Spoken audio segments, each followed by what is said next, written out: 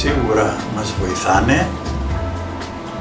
Αυτό έχει δείξει η εμπειρία μου των τελευταίων 4 ετών.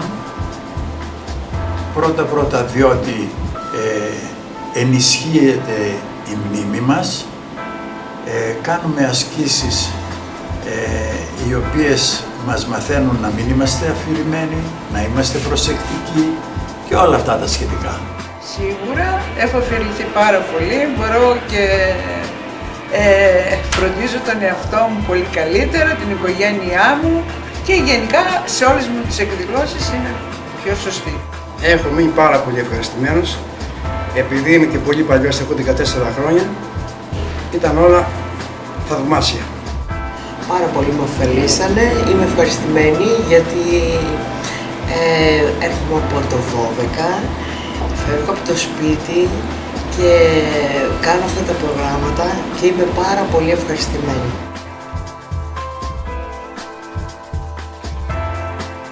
Στην προσοχή και στην οργάνωση. Μπορώ και θυμάμαι που έχω παρκάρει το αυτοκίνητό μου, παραδείγματος χάρη. Γενικά σε όλα, και στην κίνηση και στην οργάνωση και στη μνήμη, γενικά σε όλα. Πάντως όλα τα προγράμματα ό,τι κάνω, αλλά στη μνήμη περισσότερο, γιατί έχω πρόβλημα.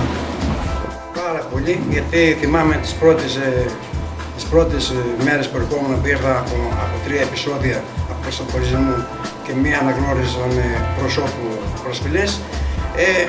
Διαπίστωσα με όλα αυτά τα χρόνια με τις ασκήσεις που έκανα ότι έχω εξαλειφθεί αυτό το πράγμα, δεν ξαναέγινε κάποιο επεισόδιο.